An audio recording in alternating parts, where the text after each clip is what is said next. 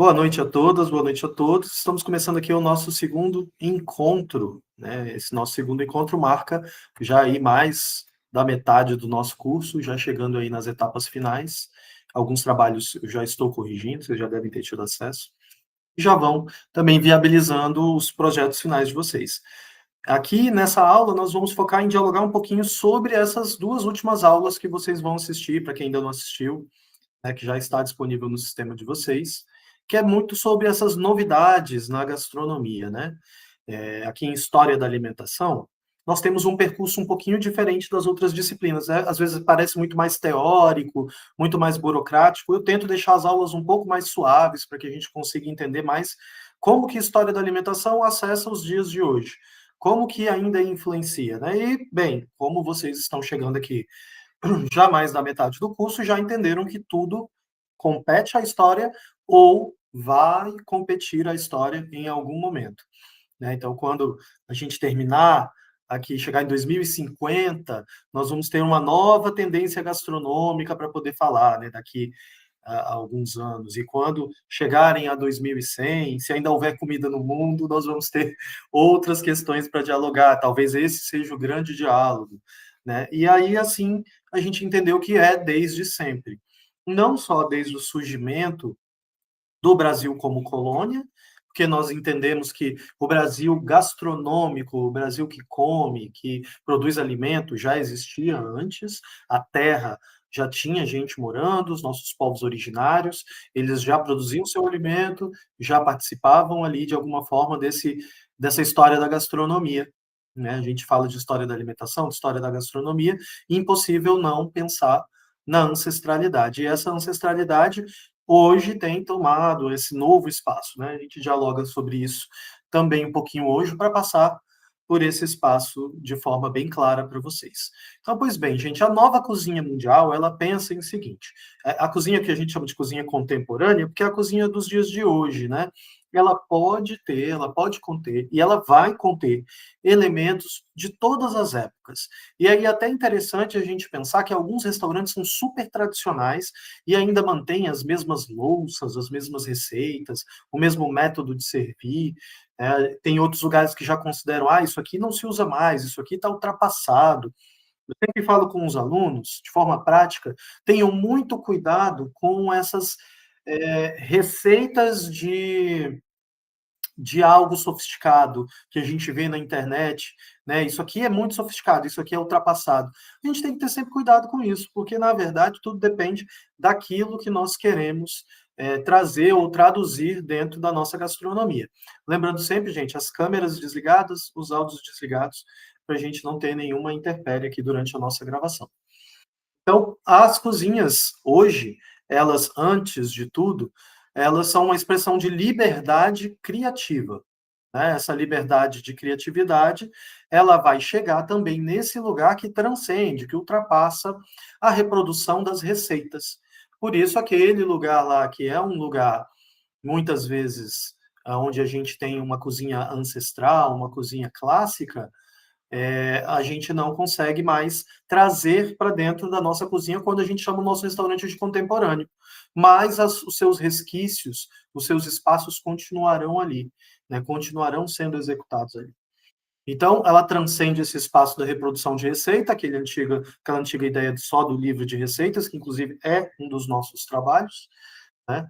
E passa a narrar de forma sensorial, né, assinado pelo autor, né, trazendo essa ideia de autoria, como se então a gente fosse contar ali sim uma história, um enredo, né? A alimentação ela começa pelo cardápio, né? Você pega o cardápio, se você sabe que é uma cozinha rápida, né, que é uma cozinha fast food, você não vai esperar grandes narrativas.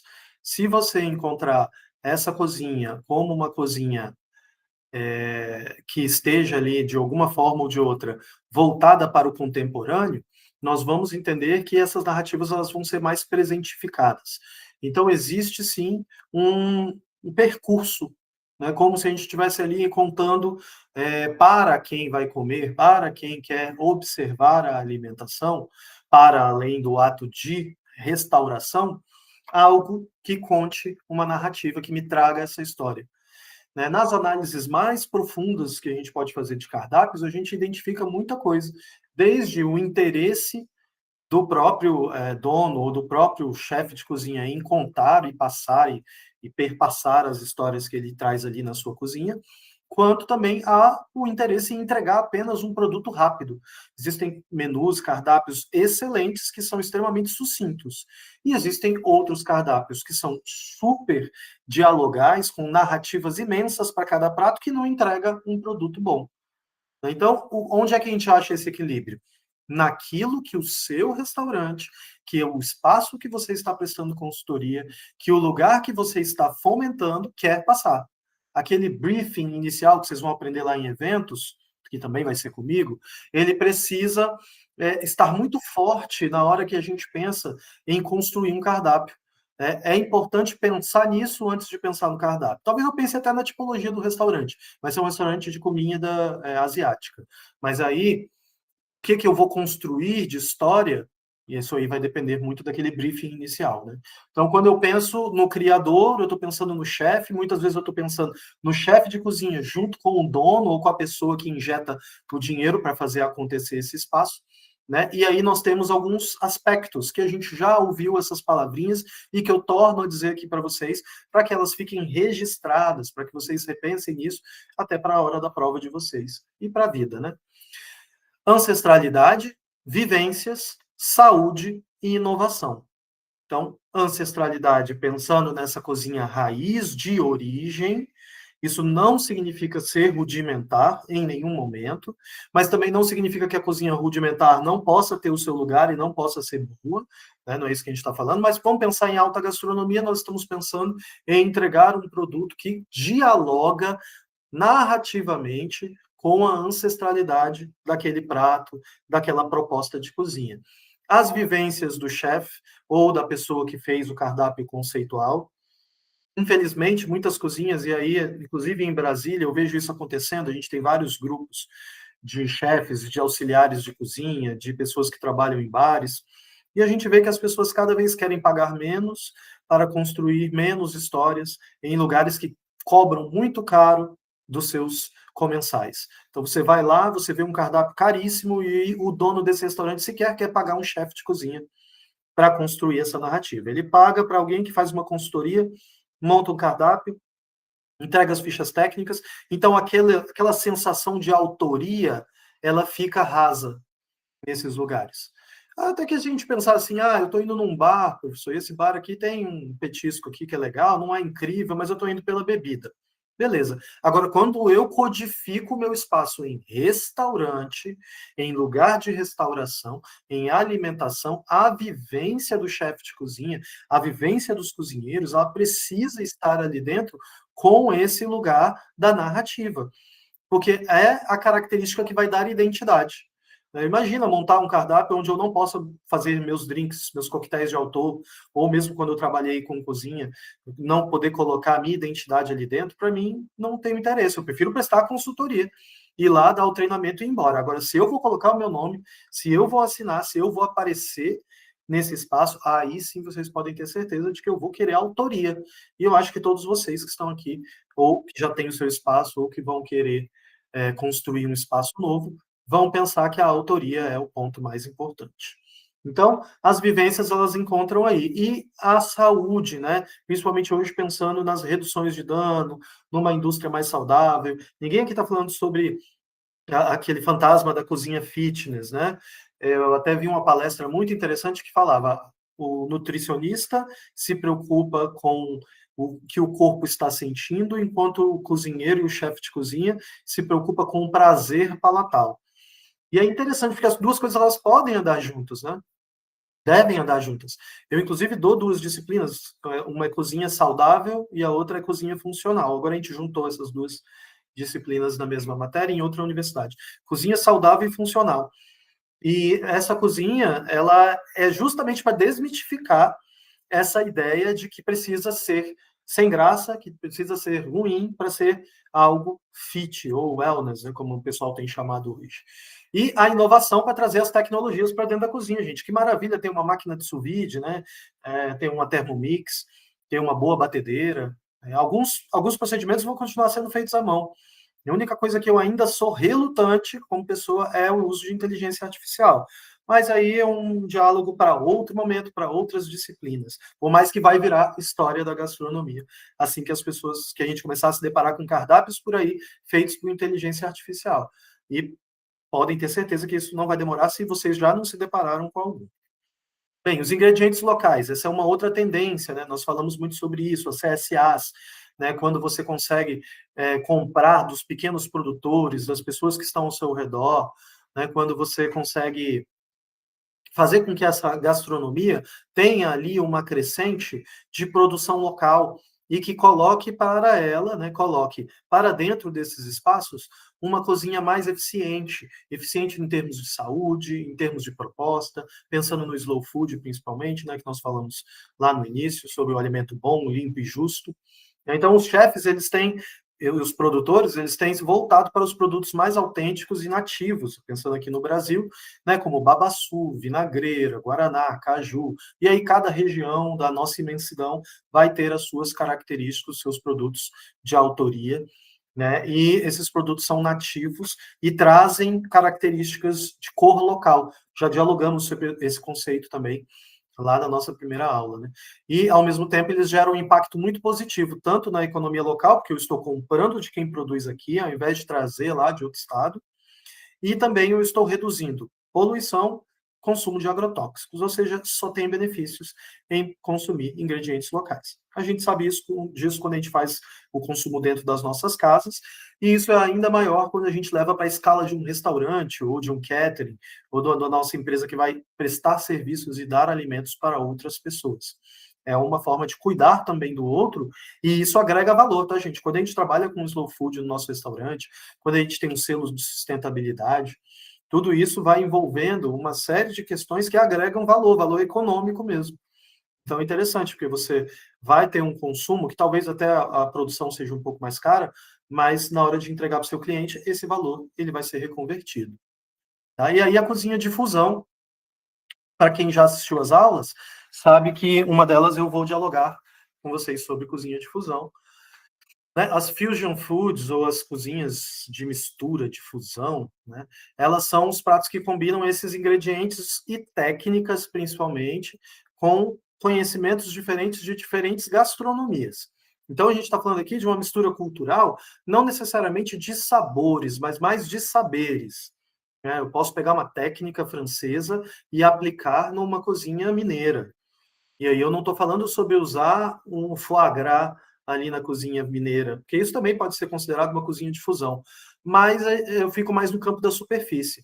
Eu penso muito mais quando a gente está pensando nos saberes, nessa mistura de saberes, e como a gente hoje é, né, um mundo antenado, globalizado, cheio de conhecimentos em tempo real, nós conseguimos trazer isso para dentro da nossa gastronomia.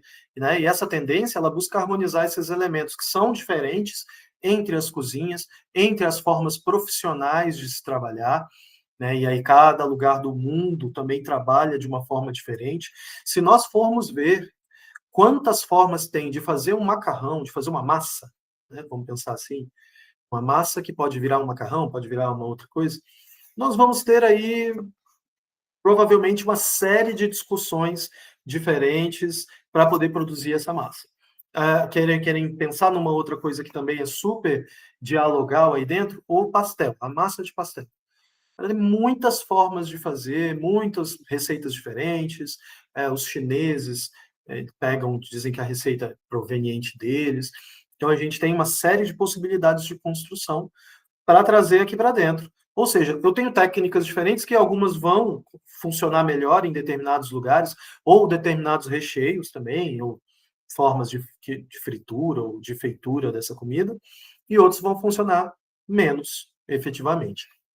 Então, harmonizar essas técnicas e esses elementos traz diversidade, mistura as tradições e pensa nessa cozinha como um lugar ainda mais inovador. Porque a inovação ela não está só em trazer algo muito tecnológico, usar gelo seco na hora de servir a minha sobremesa, usar nitrogênio líquido para fazer um gelato, né? Isso também é inovação. Mas é uma inovação que é datada, né? A gente sabe ali quando começa a ser usado e beleza. Agora, trazer técnicas de outros lugares e fazer essa fusão é muito importante. E nisso, gente, a cozinha peruana, ela é magistral. A cozinha brasileira tem começado a entrar muito nisso, mas a cozinha peruana, né, e a gente tem um prato específico que é o ceviche, que ele é uma perfeita fusão entre uma cozinha asiática e a cozinha local, né, e o ceviche realmente bem feito, com um bom leite de tigre, usando milho local, né, manga, frutas, a cebola bem hidratada, tudo isso é um condicionante junto do peixe cru, que não é uma coisa tradicional da cozinha das Américas, e que se constrói ali dentro com um sabor requintado e que hoje todo mundo conhece o ceviche, ou quem não conhece, sabe que esse prato ali, ele existe, está ali dentro dos restaurantes, tanto de cozinha Nikkei, que é essa mistura Peru e Ásia, quanto de cozinha japonesa. Você vai nos lugares japoneses e você vê ceviches sendo servidos, para não falar, claro, nos restaurantes peruanos. Então, essas inovações, elas se dão nisso, eu usar técnicas específicas, né, para poder conduzir esse processo para um outro lugar, para construir uma nova narrativa sobre o produto. Um dia desse, um amigo meu me falou que começou a preparar, era uma tulipa de frango, e aí ele derreteu uma manteiga, que ele ia fazer ali essas tulipas na manteiga. Só que aí ele recebeu um telefonema e precisou sair. Ele tinha acabado de colocar essas tulipas dentro dessa manteiga. E aí ele tampou a panela e colocou na geladeira, porque ele não ia conseguir fazê-las ali na hora. Ok. Aí ele voltou e no outro dia seguinte ele foi fazer essas tulipas, e ele falou que notou que o sabor ficou muito diferente, que ficou muito mais gostoso. Aí eu falei, pois é, porque você usou uma técnica sem querer, que é uma técnica francesa, onde a gente coloca em imersão em manteiga, claro que não tinha tanto para imergir, mas tinha ali uma camada, né, e fez com que esse sabor do tempero que ele já tinha colocado fosse junto com a gordura, agregando a nossa famosa carne de lata. Né? A carne de lata sertaneja, ela é esse lugar onde a gente coloca dentro de imersão de gordura. O tomate confitado, qualquer vegetal confitado, o pato confitado, que é muito famoso, o bacalhau confitado, que é famoso, lagareiro português, ele é essa imersão no azeite de oliva, ou seja, coloca em imersão em uma gordura, agregando os sabores, né, e mudando o método de cocção. Isso tudo são técnicas que vão sendo redistribuídas através dessa ideia de fusão. O que eu quero deixar bem claro para vocês, que quando a gente pensar num trabalho de cozinha de fusão, e vocês vão ter cozinha das Américas, provavelmente, e cozinha contemporânea, é não pensar em só pegar um produto de um lugar com um produto de outro, porque isso é bem óbvio, né? É pensar principalmente nas técnicas. E aí as técnicas, junto com os insumos, vão gerar aí um outro lugar. Eu criei uma sobremesa recentemente, onde eu uso um creme de confeiteiro que eu uso cumaru, ao invés de usar a baunilha para saborizar. Aí eu trago um caju em compota, que é aqui da região, e uma castanha tostada. É muito simples.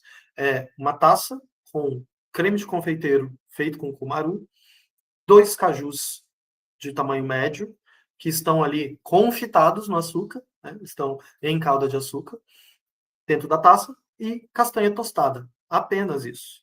Né?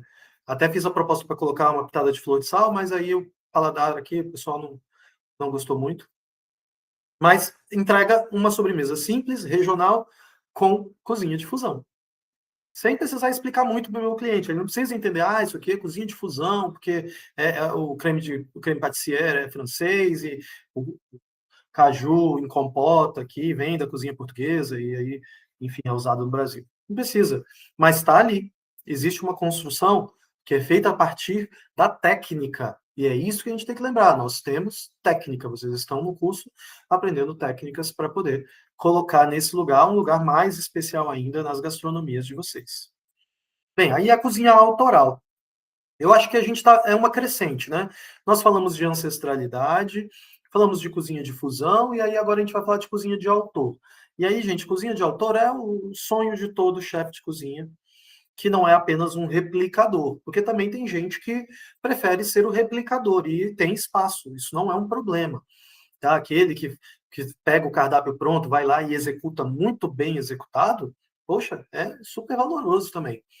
Mas eu acho que a estrela do chefe ela quer brilhar com a cozinha de autor.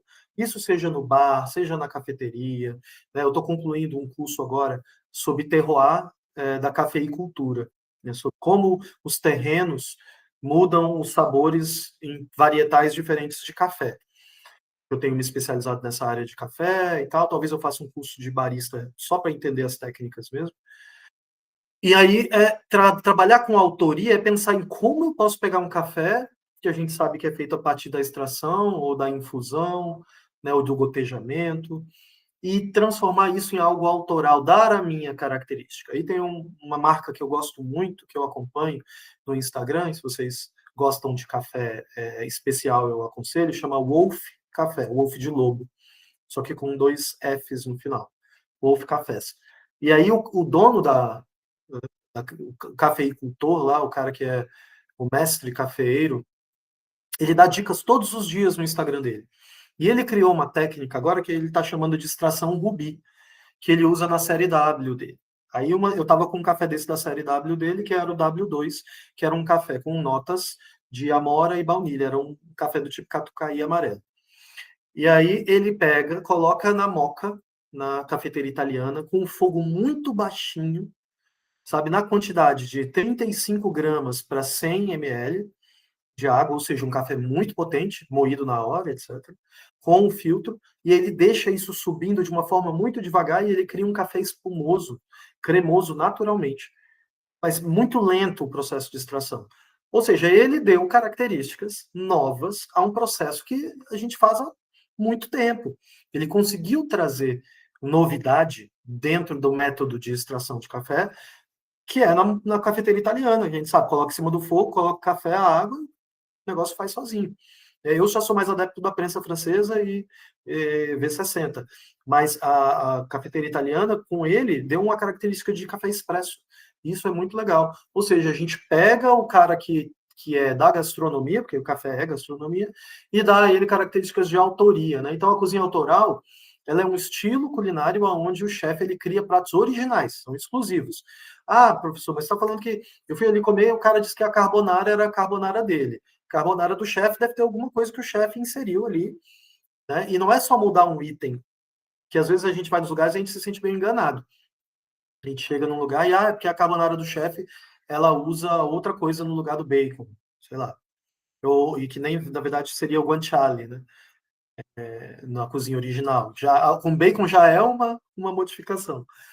Então aí a gente se sente bem enganado. Eu digo mesmo quando o cara pensou na técnica, pensou no processo, e refez aquilo ali num condicional de dar a ele uma certa autoria, né? E divide com todo mundo isso, porque na verdade é uma lenda essa coisa de que a cozinha ela tem uma autoria e você copiou fulano de tal. Gente, comida é comida. Se eu vou no restaurante, eu provo, eu estou adquirindo memória, eu estou adquirindo esse espaço de repertório cultural e repertório gastronômico, e talvez um dia a gente nem note e está fazendo uma réplica de alguma coisa. Se eu disser assim, a ligou. Ah, não, mas a ligou tem no restaurante do fulano de tal. Sim, a ligou é um prato francês, então, bem, ele vai ter em vários restaurantes, né? Então, ao invés de seguir receitas já tradicionais, o chefe utiliza a sua criatividade, a sua experiência, as suas vivências, que nós falamos lá antes, né? As suas experiências para desenvolver cardápios diferenciados, proporcionando uma experiência sensorial e emocional aos clientes. E aqui a narrativa ela é muito importante. Eu que já comentei com vocês que gosto mais de trabalhar com menus de degustação. Eu montei um menu agora para um cliente que é um menu, ele vai servir, ele é uma confraria de vinhos raros e eles todo mês se reúnem com uma temática. E aí dessa vez eu vou atendê-los só em outubro, porque o de setembro eles já tinham um chefe. Então, eu vou trabalhar com eles a primeira vez em outubro, e vai ser vinhos da região do Douro, Portugal.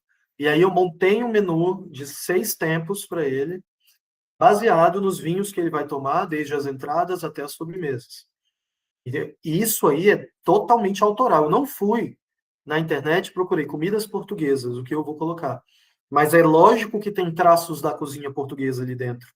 Entendem? Porque a gente precisa trazer essa característica. Agora, uma coisa é trazer traços, outra coisa é construir a autoria, né? Trazer a fusão com autoridade, com autoria.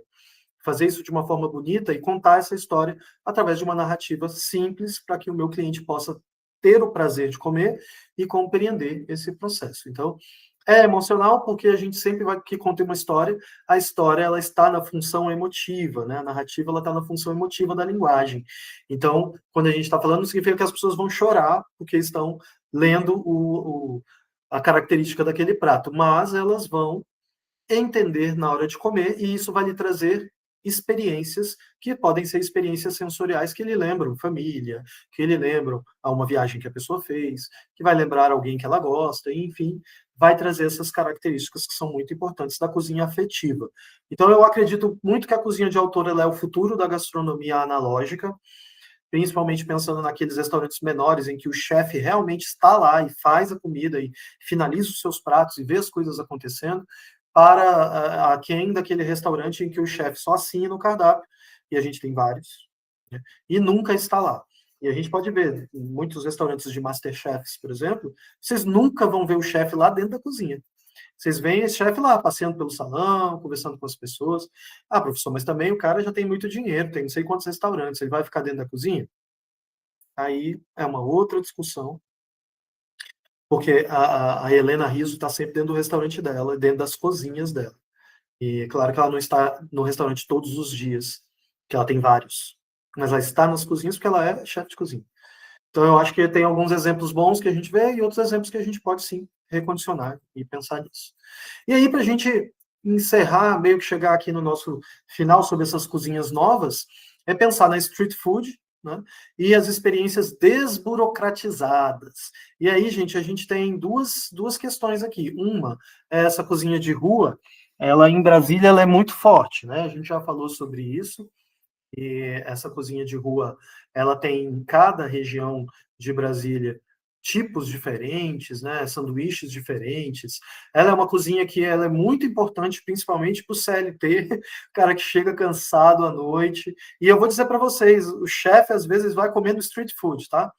E a gente fecha ali o restaurante 11 horas da noite e a gente não comeu provavelmente no horário certo e a gente sai e a gente vai comer no street food que vai estar aberto para comer uma jantinha feita ali pela tia, que entrega sabor e ancestralidade, sem saber o que é essa expressão. Isso vocês vão ver nas séries, assim, como o próprio The Bear, e isso é verdade. Às vezes os chefes, os cozinheiros, eles, quando não se alimentam na hora, eles vão comer outras coisas. E mais o street food que eu quero trazer aqui para vocês é muito mais sobre o hype da ideia da cozinha de rua, né, da comida de rua. Pensando em países que têm isso de forma muito grandiosa, como a China, a street food chinesa ela é imensa, assim, né? Até a Índia, ela tem também muita comida de rua. Tailândia tem muita comida de rua. E aí a gente tem hoje no Brasil também alguns lugares que tem. É muito raro uma cidade não ter uma pracinha que tem comida de rua. E eu não estou falando de encontro de food truck, porque encontro de food truck já é uma coisa globalizada. Estou falando mesmo daquela comidinha de rua ali. Né? Aqui no Ceará, por exemplo, todo lugar que tem assim um encontro de comida de rua tem pratinho cearense, que eles chamam, que é creme de galinha, farofa, arroz, e aí tem mais alguma coisa que eu não me lembro agora o que é. Mas tem sempre esse creme de galinha, que é uma espécie de frango desfiado, cremoso, assim, que é bem gostoso, por sinal. Muito típico também aqui nas festas juninas. Mas se você for a Fortaleza ali, na beira-mar, você vai encontrar o pratinho com vários tipos de proteínas diferentes. Às vezes tem bode, às vezes tem outras carnes, mas ele vai ter esse formatinho, que é como a nossa jantinha, mas com algumas coisas que são aqui mais locais, né? Então a cozinha de rua, a comida de rua, ela vai ganhando novas roupagens, porque ela precisou também se adaptar a esse espaço do tempo, né?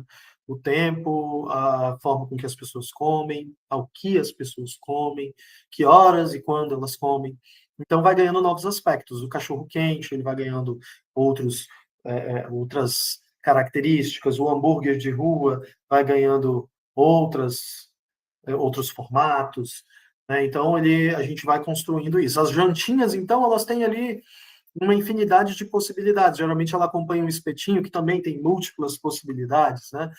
E aí é uma experiência que, por exemplo, lá no Guará, saudades do Guará, inclusive, perto ali na 40 tem um lugar onde fica várias barraquinhas, né? E aí você tem vários tipos de comida diferentes, tem até comida árabe, feita por pessoas que são descendentes diretos, ou até que são das regiões, comida síria, né, então. E aí você tem outro cara que é mineiro, aí tu tem a baiana, tu tem um monte de gente ali produzindo, fazendo e vendendo. Mas quando a gente sai disso e faz um lugar como o Calçadão Urbanoide, que fica na Augusta, logo no início ali do Baixo Augusta, você já tem uma outra ideia. Pegou os street foods, colocou dentro de um lugar, como se fosse ali em Fino, na Asa Sul, e aí o preço é muito mais alto, gourmetizou a coisa da comida, e você tem vários espaços como se fosse um encontro de food trucks. Isso também é uma experiência, né? Alguns restaurantes têm trazido para dentro dos restaurantes a experiência do street food. Aquela coisa mais descolada, uma comida menos burocrática, um sanduíche mais fácil de ser comido, né? E a gente tem em Brasília uma boa gama de hamburguerias que trazem essa ideia de experiência. E alguns wine bars, né, bares de vinho, que ganharam muito espaço no Brasil, e em Brasília também a gente tem alguns já, né, já há algum tempo. E as cervejarias, e as cervejarias, quando falando cervejarias especiais mesmo, aquela que vende cerveja de 40, de R$ 45, né? Elas ganham as calçadas, esses espaços abertos, para dar esse ar de um ambiente livre, né? Coloca cadeirinha de praia, traz essa ideia desburocratizada, mas na verdade é só um pano de fundo para continuar vendendo um produto que é elitizado, que é caro e tudo mais. Mas muda a experiência, né? Talvez a pessoa se sinta menos elite porque está sentada numa cadeirinha de praia, mas está pagando R$ 38 num chopp artesanal. Então, eu acho super válido. Se o cliente ele quer essa experiência, faça essa experiência, ganhe esse dinheiro, seja justo, seja honesto com o teu cliente, mostre a experiência que você quer vender, vejam pela rede Porks, eu já citei outras vezes aqui, né? É um case de sucesso de verdade, sem meme. A gente só em Brasília tem, sei lá, 5 unidades, 6 unidades, e é uma empresa de São Paulo, Minas, ali, divide os dois espaços. Então você tem ali um monte de lojas por aí vendendo cerveja, tem barata e tem muito cara, e uma comidinha bem mediana. Então, ou seja, você consegue construir essa ideia de que ali a gente fica à vontade, ali a gente senta e ouve um rock and roll, ali tem a cadeirinha de praia, que é legal, que é descolada, que fica na beira da rua. E isso é legal. Eu digo porque eu mesmo frequentava sempre, né? E é um espaço que ganha por entregar o que as pessoas estão talvez buscando hoje, ambientes menos burocráticos. Agora, a gente, como consumidor, temos que entender quando isso é uma armadilha de mercado ou é uma tendência. É porque às vezes é uma armadilha. Só para você ir lá, tirar uma foto, né? Só para você ir lá, pegar as paredes instagramáveis, as pichações que tem ali dentro, que não são, na verdade, pichações, são artes feitas para aquele espaço. E, novamente, isso aqui não é uma crítica à feitura do processo. E sim, como consumidor, a gente tem que pensar, pô, eu não vou pagar tudo isso aqui só para ir num lugar que é coloridinho, que parece descolado. Teve em São Paulo uma época, eu acho que não chegou a vingar em Brasília.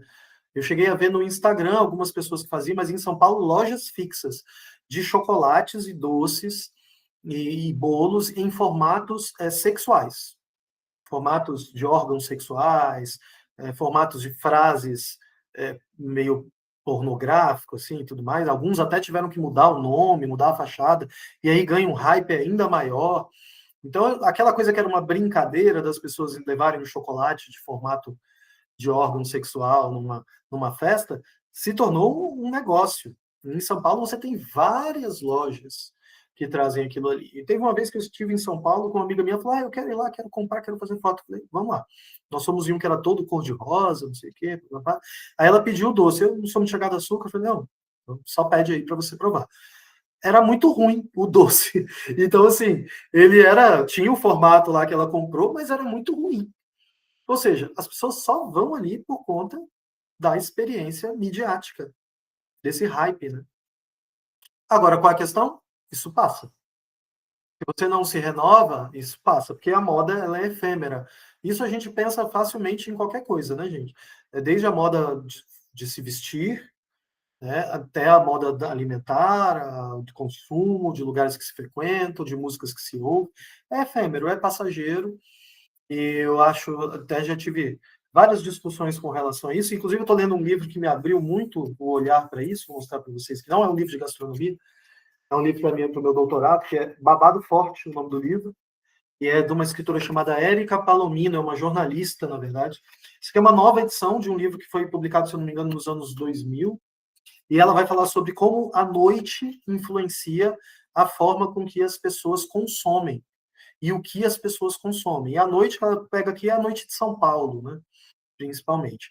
E aí, desde a alimentação, a forma de se vestir, ao que ouvir, aonde ir, né, as tribos urbanas, e isso também afeta de alguma forma a gastronomia. Tem um lugar em São Paulo, gente, que é muito interessante, não sei se alguém de vocês conhece, mas se chama Tóquio SP. É um complexo. Eu não sei se ainda é assim, mas a última vez que eu fui tinha uns karaokês, depois tinha um restaurante de comida oriental muito bom, um sushi muito bom, e depois uma balada, que era um rooftop, que era um terraço, e aí que tinha música, bebida, DJs, etc. Então os caras pegaram tudo com essa ideia de que aquilo ali era uma balada oriental, como uma balada em Tóquio. Fica ali no centro de São Paulo mesmo, uma região super complexa em termos de segurança e tudo mais, mas filas imensas para entrar.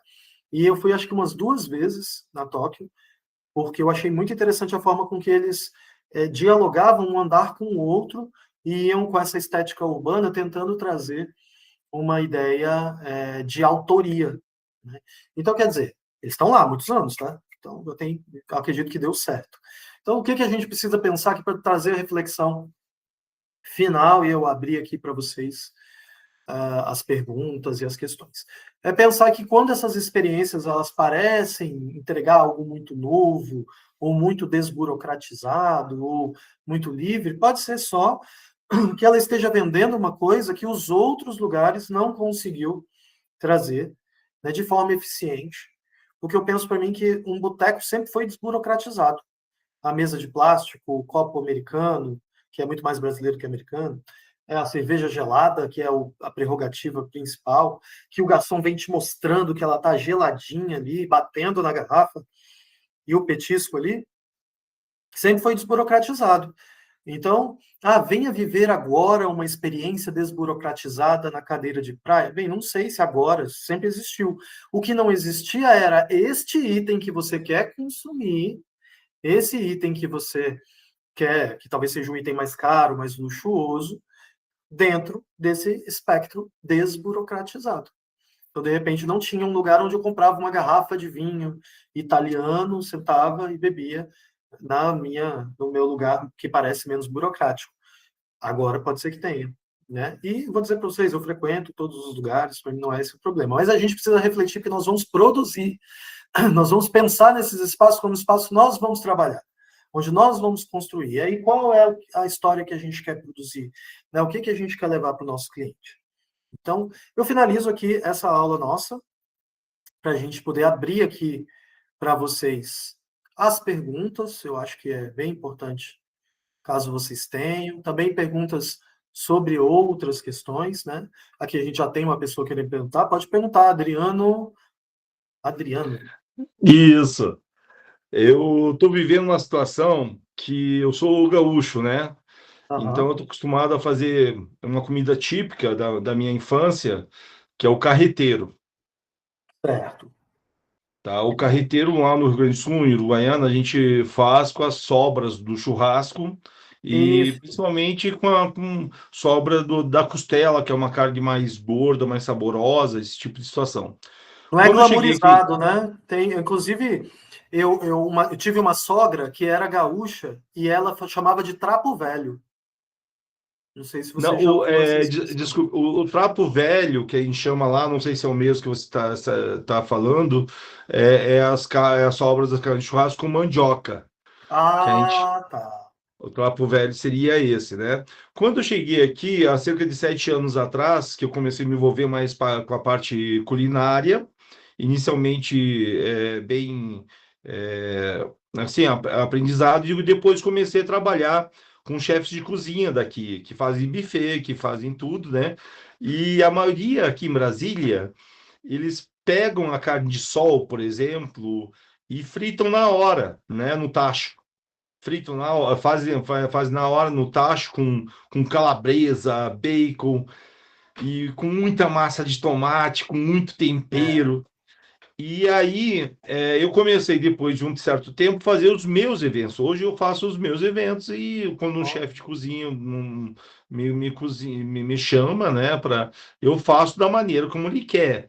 Mas eu tive que adaptar a minha maneira de fazer, porque os hábitos aqui em Brasília, alimentar, eles dizem respeito a esse mundaréu de misturas, né? Porque a partir do momento que tu mistura calabresa, bacon, então dá um sabor mais diverso. E eu praticamente a base do carreteiro típico ou é charque, que é tipo a carne de sol, ou é mais as carnes vermelha, né? Que é a carne de costela, esse tipo de situação. Então eu comecei a adaptar e vi uma maneira de chegar ao gosto do cliente regional, que foi o quê? Preparar a linguiça, né, que eu faço defumada em lenhas frutíferas, toda a minha carne, geralmente quando tem tempo, de acordo com o cliente, eu faço defumado na lenha de goiabeira, café, no que eu puder encontrar. E aí deu certo. olha, Então, outra isso é bem coisa. interessante porque eu adaptei o sistema daqui e usei a linguiça, essa defumada, com as carnes de churrasco e as carnes, até mesmo de porco, eu misturo, né? Que daí eu utilizo a panceta. Aí misturei. Então, seria mais uma contribuição com você nessa parte Claro. de regionalismo e que deu certo, o pessoal sentiu bastante sabor, porque quando eu fazia bem o carreteiro típico ou de charque, que é praticamente só charque, o pessoal, alguns não gostavam tanto quando eu comecei a fazer essa mistura que é parecido com o que o pessoal faz aqui. Uhum, entendi, que legal essa experiência. Então, quer dizer, você fundiu o prato que você já sabia, já dominava, e que você sabe, na verdade, fazer o tradicional, mas você pegou os gostos locais, fez essa fusão, mas ainda assim você trouxe autoria, porque você pega a linguiça e defuma você mesmo. Quando você tem tempo, você defuma as próprias carnes. Ou seja, você está trazendo ainda características que são regionais tua, mas com as carnes aqui, com a panceta, com a barriga de porco, né? Com essas coisas que vão trazer untuosidade, vão trazer outro sabor. Muito legal essa contribuição importantíssima, que é isso, né? É nós trazermos para dentro, a gente precisa vender, a gente precisa trabalhar, às vezes tem que fazer a comida, né? Então tem que entregar. Uma vez o meu cliente perguntou se no tartare que eu ia fazer eu não podia selar a carne antes. E aí eu pensei assim, vai ficar como um rosbife cortado na ponta de faca. Aí ele falou, eu adoro rosbife. Eu falei, tudo bem. Peguei a peça de filé mignon, era pequena, assim, selei na manteiga ali um pouquinho, e depois, aí o problema é que corri o risco de enrijecer, né? Então fiz uma selagem muito rápida, só para ele sentir o cheiro da carne, e piquei ali na ponta de faca, fiz o tartare, e aí o cliente adorou, e toda vez que eu fazia para ele, fazia com essa carne selada. Uma falsa impressão de que a carne tinha passado por cocção, mas que para ele era muito importante, né, que isso parecesse que não era cru 100%. Legal você trazer essa informação para a gente. Da mesma forma, Marius, o brisket, né? Eu gosto Ah, muito do nosso churrasco do sul, mas eu estudo muito, como sou da fronteira, a questão da parrilla, e com a contaminação aqui que eu tenho da parte do churrasco texano, tá? Eu aprendi a fazer o brisket, só que o brisket delícia. americano, ele é muito forte na parte de temperos, entendeu? Tá muito forte na parte de açúcar, né? Aí eu formatei um brisket gauchês, vamos dizer assim, entendeu? Um pouco mais suave no agridoce, mas sentindo mais o sabor da carne, né? Que é essa a intenção. Quando eu estava trabalhando agora há pouco tempo num restaurante, eu fui para pegar experiência, e eles misturavam muitos temperos na janela de costela. Tá? Eles tinham todo um preparo específico nesse restaurante que eu estava trabalhando agora há pouco, né? Mas faltava, não batia. Daí eu levei a ideia para eles de diminuir o tempero deixar mais o sal, então a marinada da salmoura. A nossa tradição do sul é só para. Não é o sal grosso só na carne. Tem muita gente que se engana. Ah, gaúcho só assa com sal grosso. Não é. A tradição nossa de origem é o sal grosso com água, salmoura, que hidrata a carne no processo de cocção, né? Que dá outro sabor na carne. O sal grosso ele desidrata a carne, entendeu? Sim, E a salmoura, e a gente vai marinando ao tempo, vai passando na carne, na cocção, mesmo no costela de chão, que eu sou especialista, em carnes de fogo de chão, entendeu? E interessantíssimo. isso dá outro sabor, e as pessoas não imaginam o quanto. Tanto é que aqui eu já contaminei alguns, que o costelão de chão, que a gente prepara assim, 20 costelões de vez em quando, vai marinando da metade para o final e chega com outro sabor. Quem Claro. trabalha com peso, até mal o peso também, porque tem mais líquido, né? Só finalizando, tá? Desculpe tomar o tempo aí. Que isso, é para isso mesmo. Não, muito bom. Eu não sabia dessa coisa da água, viu? Para mim é totalmente novidade. E que legal conhecer algo novo e saber de algo novo. Uhum. Muito bom. Gente, mais alguém quer fazer alguma colocação? Estão todos tranquilos? Aproveitem que a gente tem aí ainda uns minutinhos. Podem ficar à vontade. Se não tiverem também, faço entender que a aula foi bastante explicativa, que vocês conseguiram compreender. Nosso percurso agora, nós nos encontramos daqui a 15 dias para fazer uma revisão. E aí sim, eu acho que é interessante que vocês tragam dúvidas, né? Tragam aí questões para a gente poder fechar. Aqui, se eu não me engano, mais alguém levantou a mão? Se alguém levantou a mão, pode falar, não tem problema. Não, né? Acho que apareceu aqui para mim. Marluz, Ah, Marluz, foi, a é Milka. Milka. Isso. É só reforçando o que você deu na aula agora aí, que a gente ouviu você falando, a gente que é de Brasília e viaja aqui por perto pelo estado de Goiás, né, a gente vê uma, uma valorização dos ingredientes locais, né, com a crescente valorização na receita autoral da semente de baru, né? Coisa Muito, adoro. Eu que, gosto que, muito. que é só reforçando mesmo o que você falou Sim, dos ingredientes locais, né? E o baru sim. é bem evidente, né? A gente que vai para Pirinópolis aqui, né? É, Região Alto toda, Paraíso, né, também. Paraíso, coisas que a gente não via, né? A gente foi aprender ali, né? Nessas regiões e nessas receitas autorais, né? Dos chefes dessas regiões, né? Beleza, é Aí, mesmo. muito bom, né? Que bom Acrescento. que você trouxe essa informação também. A castanha de baru é excelente. Eu fazia um pesto com ela, eu achava que ficava mais gostoso, que ela tem um pouco mais de óleo, ela tem um pouco mais de gordura e tem aquele cheiro de defumado um pouco mais forte também. Tem gente que não gosta, tem gente que gosta. Eu, particularmente, gosto bastante. Gosto mais do que a castanha de caju. Então, mas é uma questão de gosto mesmo. Aí eu gosto mais da de baru, porque ela tem essa característica mais defumada, mais tostada. E eu gosto muito também da castanha do Brasil, castanha do Pará. Mas é isso, gente. Muito obrigado pela presença de todos e de todas que estiveram por aqui. Né? Estamos aí no nosso do meio para frente da nossa jornada. Nos encontramos de novo daqui a 15 dias. Então, vou finalizar a nossa gravação e até a próxima.